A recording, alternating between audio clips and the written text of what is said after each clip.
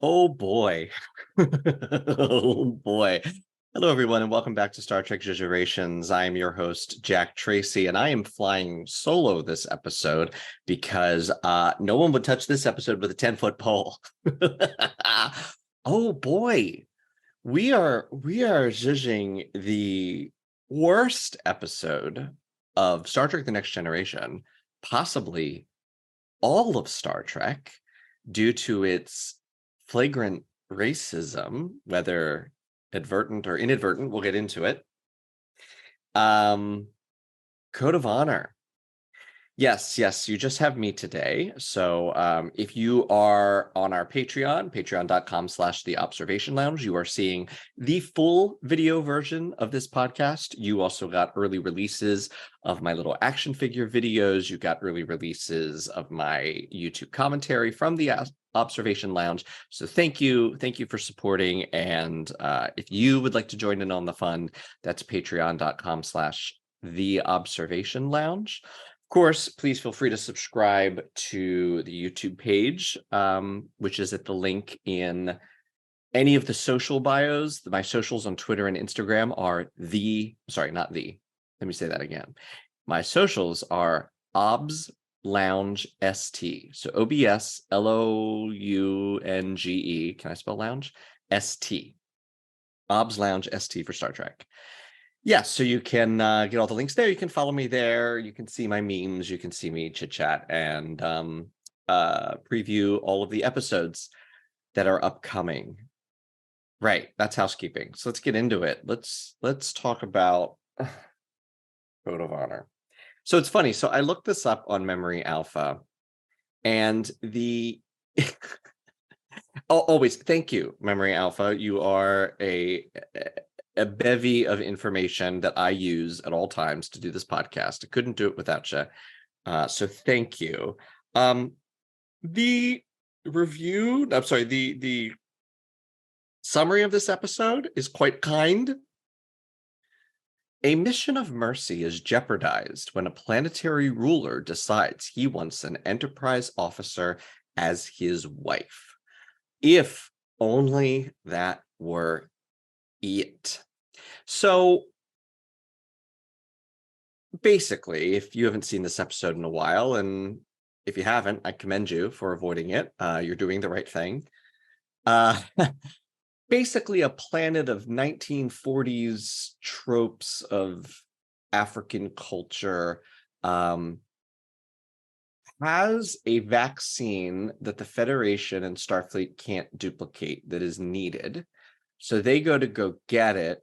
And when the Enterprise goes to go get it, the leader notices that Tasha's a really good pro wrestler. I don't know. Jiu-jitsu, taekwondo. I don't know what she's doing. She's doing something on the holodeck. And he's like, she's strong.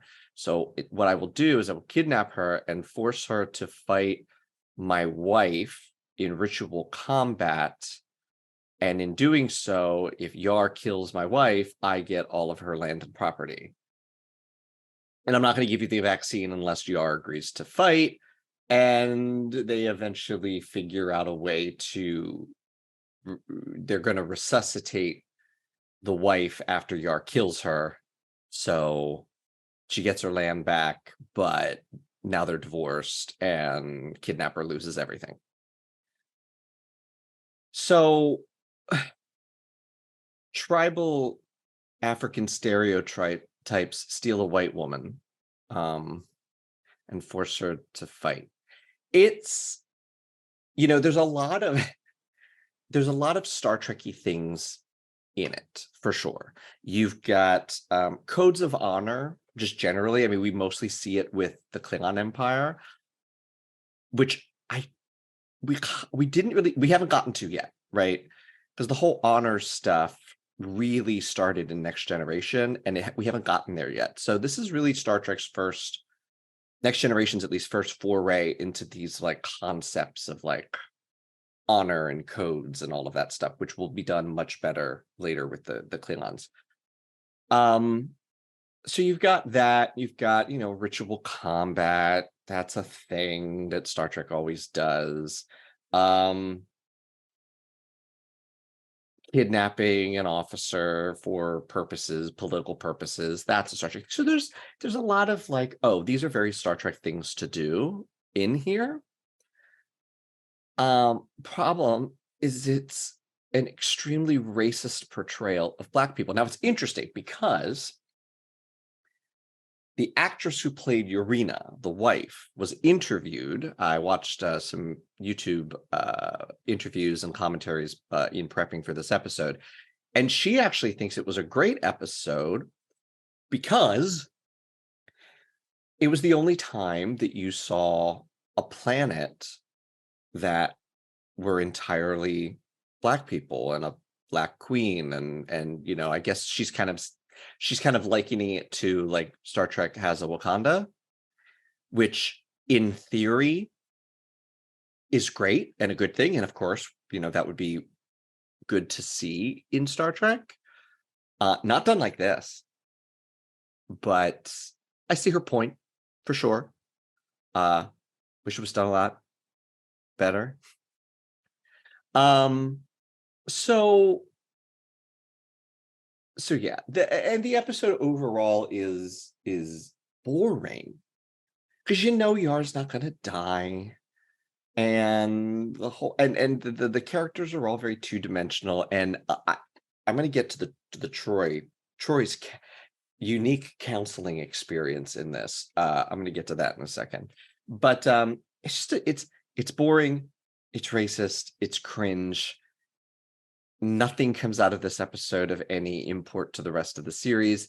It's best forgotten. So before we dig into more behind the scenes and then my eventual zhuzhing, and of course our segment on what goes to the brig, what has the con, very little has the con, very little. My first experience with this episode was probably in reruns because I came to Star Trek during probably anywhere between seasons 3 and 5 of Next Gen. That's what was airing when I found Star Trek. And I would go back and watch the reruns and remember asking my mother, like, why are they in pajamas now? What's this weird uniform? Who's that blonde lady? What's up with Troy's hair? So that's how I experienced the first season. I don't think as a child, as a white child, I had any... It wasn't like hitting me as like, ooh, this is racist. It was like, this is a bad episode. I remember recording it because I used to record all the episodes off of TV onto VHS tapes so that I had them because I wanted all of them. Ooh, touch the mic. So that I had all of them. So I remember recording it. I don't think this one was like I don't think I rewatched this one very often, if at all. So that's pretty much my experience with the episode. I am a pure when it comes to TNG, when it comes to the rewatches, I'm a purist. Like I will start with episode 1, I will get all the way through the first 2 seasons, and then I'll get to the good. I won't skip an episode. Other series, I'll skip bad ones. I'll skip bad ones of Deep Space Nine that have nothing to do with, you know, the overall story arcs and don't add anything. Meridian, Move Along Home, things of that nature. Star Trek, I will watch it. So I have seen this episode a handful of times based on the rewatches I've done over the years. But cringe. So let's talk about what people thought of it who were involved. Tracy Torme, who wrote the Next Generation Companion, that episode was offensive. It was like Amos and Andy in the way African Americans were depicted. We also saw Brent Spiner calling it inadvertently racist. We've got LeVar Burton saying it's the worst episode we ever did. We've got Worf saying it's the Michael Dorn saying it's the worst episode we ever did. We've got Will Wheaton saying if the cast wasn't arbitrarily decided to be African American, the idea of the episode being racist or non-racist wouldn't have been an issue. Pin in that. Jonathan Frakes, it's a racist piece of shit. Everyone I have yet to find a person who likes this episode, either involved in the episode or not. Apparently, the director walked off set. We don't know the reason. We assume it has to do with how the episode was panning out. And also, apparently, they attribute the casting of the entire planet as African Americans, as Black people, to a casting miscommunication, that 2 characters were specifically listed as African American and the rest were not, but the casting director cast all of them, that it was not intended. However, the fact that the 2 security guard it was the 2 security guards were specifically African American. Why? Like, these two guards can be Black people, but the rest of them can't, and it was a tribal culture, so, like, that's still not great, even if that would have been done. Also, apparently, the original version of the script, it was a samurai culture full of Asian people. How's that better? How's that better? I think this thing was conceptualized from a racist lens from the very beginning, and no matter how it panned out, it was always going to be a racist episode. So there's a lot to judge. Now, back in season 1 of this podcast, my co-host Sean Farrick of Trek Culture and I discussed doing this episode, and we pretty much decided the only thing to do with this episode is to burn it. But that would make a very short podcast episode. So I am going to attempt to judge it. But first, we need to talk about if there's anything salvageable from this, anything that can have the con versus things that are sent to the brig. So, starting with the brig, the racism of the episode overshadows the incredibly cringy, sexist part of the episode. So I have pulled up the script of Code of Honor to give you this little section when Tasha goes to visit. When Troy and Picard go to visit Tasha in, holding.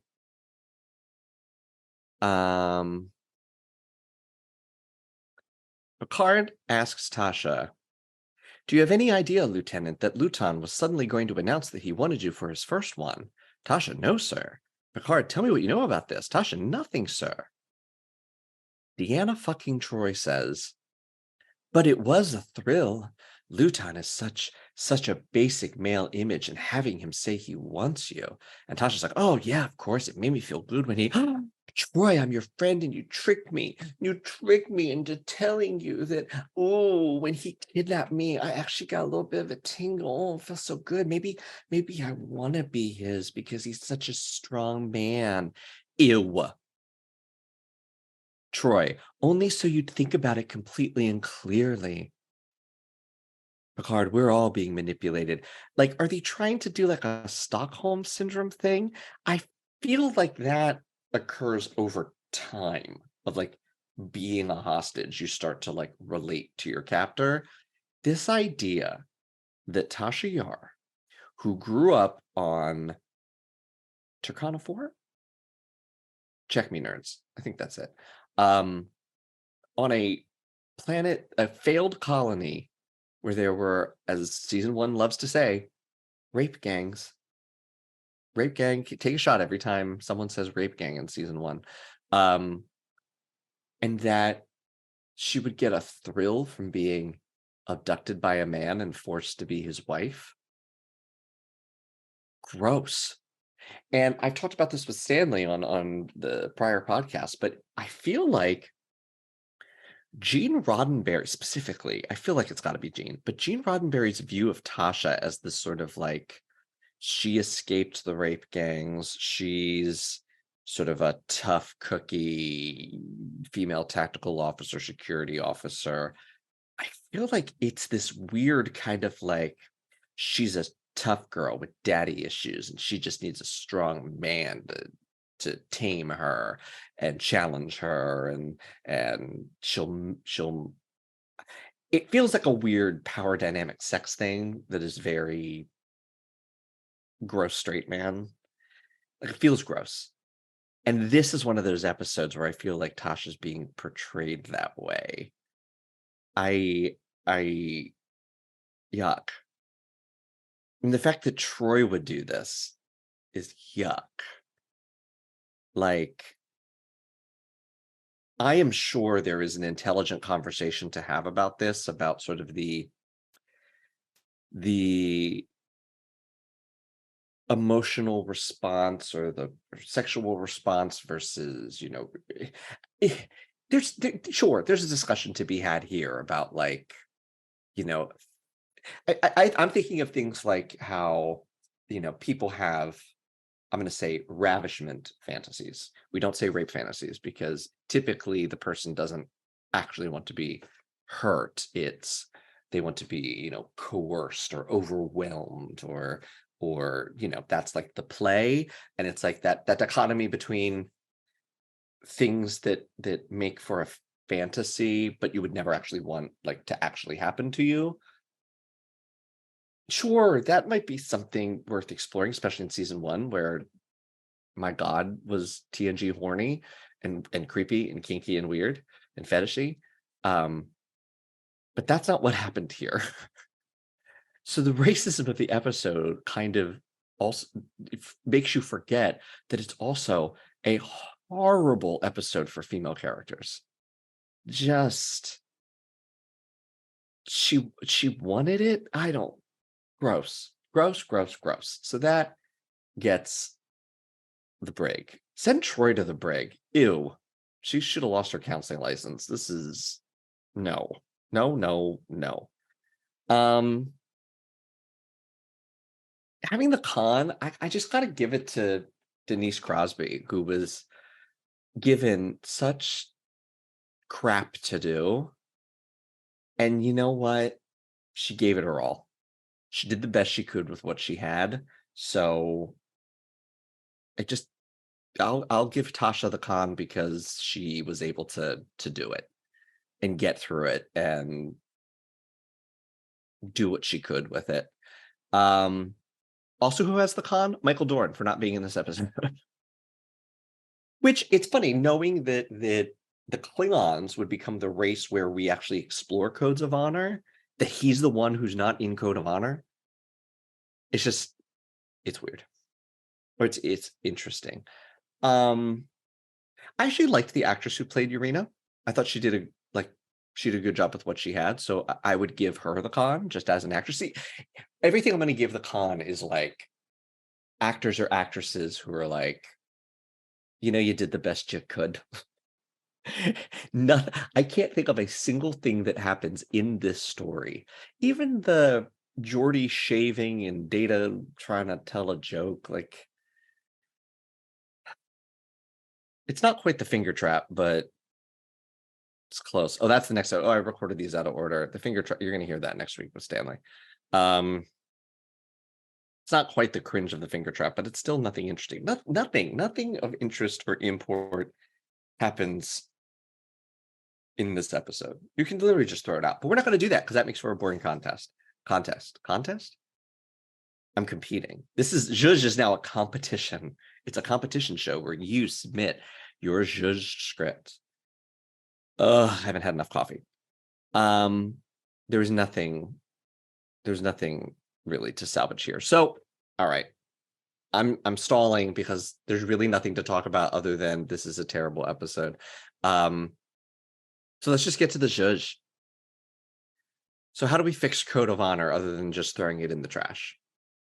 So there are Star Trek concepts here, as I noted before, that have worked in the past, or from this episode standpoint, will work in the future. We want to keep it a Tasha episode since Tasha had so very little to do. We want to keep it showing her sort of physical prowess and skill as a fighter. I think that's a good thing to stay. And we can do some sort of something with, ritual and custom and codes of honor and all of that stuff. So first off, we're not going to portray the culture as a stereotype of any human race. None. Not a bunch of Asian samurais, not a bunch of tribal Africans, not if we want all of the leaders of this to be cast with Black actors, great. Awesome.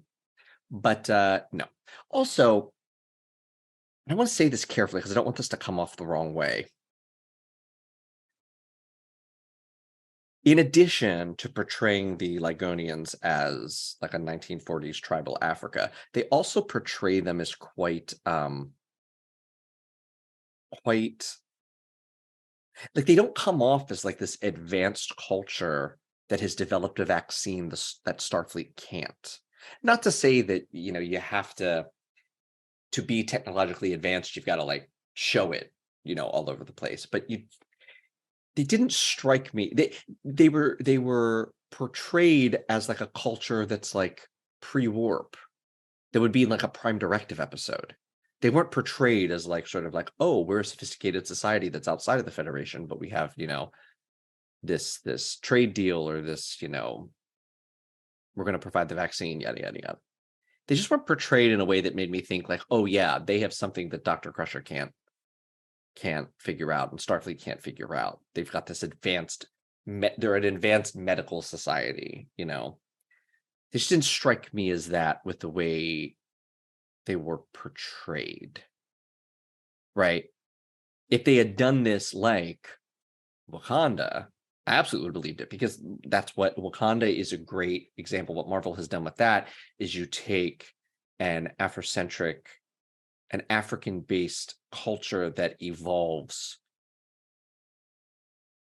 and incorporates, advancements. Like, Wakanda is an extremely advanced society, more technologically advanced than probably the rest of the other nations in the Marvel universe, but still has its roots in African culture. And you believe it. It's believable. Oh, this is just if a civilization that started in this part of the world became the most technically advanced, civilization over time, this is the natural progression of that. That makes sense. Ligonians didn't feel that way. So it of course can be done. You can have an extremely superior African culture, society. The culture's not, it's the society based out of African culture is what I'm trying to say. You can absolutely have that. It's just they don't do that here. It feels primitive. It's portrayed as primitive. So anyway, so we just get rid of all of that. Here's how I think it goes. And this is a bit, I guess it kind of borrows a bit from that 7 of 9 Rock episode. Tsunkatsu, I don't, kinda. Okay, so Yar and Worf are competing. So we saw this, I think, at the beginning of Skin of Evil or 11001001. Yar and Worf are going to some Parisi Squares tournament or some sort of tournament. So I want them at that tournament, right? They're competing. They're shore leave. They decided to enter this competition, and they're, I don't know, fighting monsters or playing something that is combat based. And Yar wins the whole shebang, impressing Worf, and they can have like bonding moments of Yar and Worf.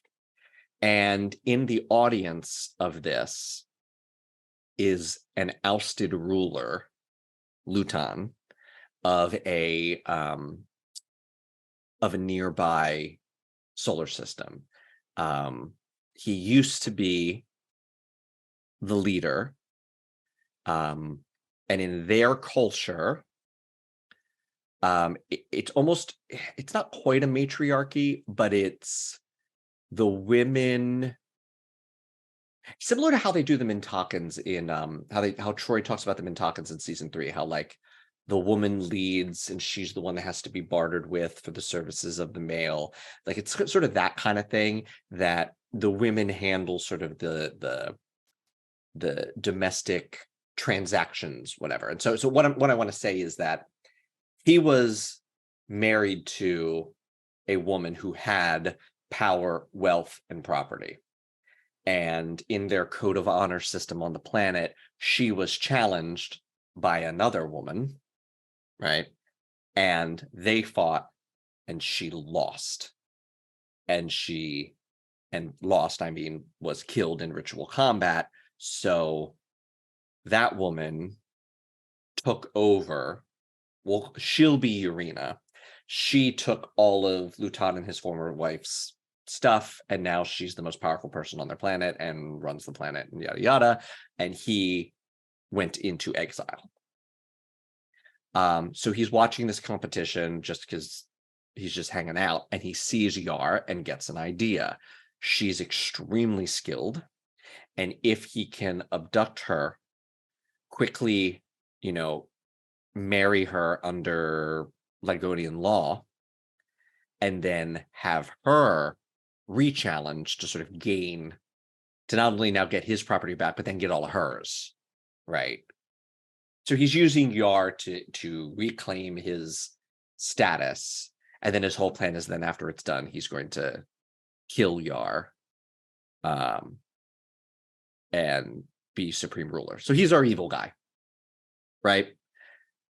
Now, instead of this whole vaccine thing, so the vaccine serves the purpose in the story of why Yar just doesn't say, screw it, I'm not doing this.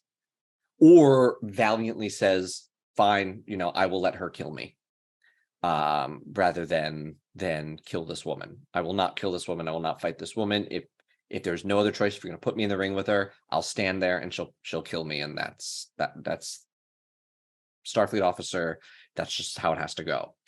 Getting the vaccine is what keeps that from happening. She has to fight in order to get the vaccine. So instead of the vaccine, I want Luton to have a son, a young son, a young, sweet, innocent son whose mommy was killed a couple years ago.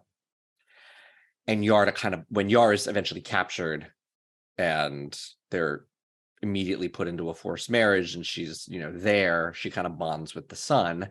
And she's maybe at the beginning, when she learns what she's been kidnapped to do, she's like, I'm not going to do it. I'm just not going to. Put me in the ring. I'll just sit there and then it's all over. I'm not helping you. And it's revealed that under the code of honor, this re-challenge, if they lose, the challenging family is executed, including the son. So where maybe she wouldn't, she'd care, but she wouldn't care so much about her abductor getting what he deserves, the son. And we can have lots of commentary from Yar about like these ridiculous honor codes and it's so stupid and right. And then he can talk about, how dare you judge our culture, and great Star Trek conversations from that. But that sort of forces Yar to participate, because now she does not want to see this child. If she does not participate and if she does not win, the kid's going to be executed, because that's what happens on a re-challenge. The family is then wiped out. Okay, so that gives us our stakes. That forces Yar to participate. So what's the Enterprise doing? After Yar is abducted, they, do the warp trail and figure out the ship that took her and where she went and yada, yada, yada. And they go to the planet where they think she has been taken to. And when they get there, they talk to the leader, who is Urena. And that's where Urena learns through them and their intelligence that, it's the guy whose family she acquired. She realizes what he must be doing. He's going to challenge her to get land back, and it's only a matter of time. And I'd like Worf to be on that away mission so that they can have talks about these codes of honor, and Worf can be very reverential towards all of this, where Picard's probably going to be middle ground, where maybe Troy or Riker think that it's quite ridiculous and barbaric and whatever, but Worf's like, look, this feels very Klingon to me. Um, and where everyone else is like, we've got to get Yar out of this, Worf is like, I think Yar should fight and win. And she will. I believe in her. She will win. And this woman, if she accepts the challenge, she lives this life. She is bound by this code of honor, and she makes her own choices. So whatevs. So that can make an interesting sort of cultural conversation among the Enterprise crew. So obviously Picard's not happy with that as a resolution. And in talking with Urena, what I'd like to learn is that Urena herself possibly is exhausted by all of this. And the only reason she challenged the family is because it was sort of the natural progression of like her family on the rise. It was either that or eventually be challenged by them in the future and have their lands, taken and their property taken. And so it's all just this political game that she and her whole society is caught up in. And quite frankly, if she had a choice, she wouldn't do it either. She wasn't happy to, and she's regretful about killing that woman, but it was that or be killed in the future. But we can have her talk wistfully if she would love nothing more than be able to just escape, but she can't. And maybe Troy or somebody's like, well, why don't you just leave? You can have exile upon the Enterprise, you and your asylum, you and your husband can come. It's like, well, that impacts everything. Then my family lands are taken, and the other members of my family will be punished, and yada yada. I have to be who I am, and I have to live this role, and it's only my death that would that releases me from this. And my husband and I would love nothing more than to go live our lives in peace. Right. Pin in that for how this concludes. So they're figuring something out, and Dr. Crusher, examines the weapons that are going to be used. We can still have the poison stuff, all of that. And they decide what they're going to do is, when they eventually see Yar, when Yar comes into the tournament, they're going to let Yar know, put on a good show, but lose, because we have treated Urena's weapon with something that will paralyze you and give the appearance of death, but it's not their poison. We removed their poison from their weapons and we put something else. So to them, it'll look like she killed you. She will keep her property. We will claim the body. We bring your body back. We resuscitate you. None the wiser. Easy peasy. They're all very proud of themselves for figuring this out. So that's exactly what they do. They treat the weapon. They don't tell anybody. They don't tell Urena. They don't tell, just that satisfies them. It doesn't upset the status quo because Urena will keep her lands. Luton will lose. Because she doesn't forfeit, Luton and the Sun won't be killed. That's only if she forfeits. So it keeps the status quo. It makes it look like Yar dies, and then they can take the body back. And the switch is when the tournament starts and they tell Yar this, I'm going to think like either Luton finds out, or just just for some reason, they either during the fight or before the fight, basically the weapons switch. The weapon that Yar was supposed to use versus the weapon Urena's supposed to use end up in the opposite hands. And now Yar can't lose because she'll die. Right? So now the stakes are suddenly super high. And Yar actually has to win. And she knows that she won't kill Urena because the weapon she's using is going to paralyze her. But if she loses, she's dead. So she has to win, which pisses her off because that means Luton wins. But she has no other choice. So she fights. It's tense because we know who has the poison. Yar wins. Luton wins. He gets property back, yada yada yada, and the Enterprise takes Yar and steals Urena's body. Urena wakes up in sickbay, and her husband is there. And to them, to society, she has died. He has left the planet in exile. And what they actually get is to leave the code of honor behind and start their own lives the way that they want to live them. And maybe Yar can have a conversation with her about that, about how, she found a life in the Federation after she left the colony that she didn't want to be part of, and made a better life for herself, and yada, yada. And that is Jack Tracy's code of honor.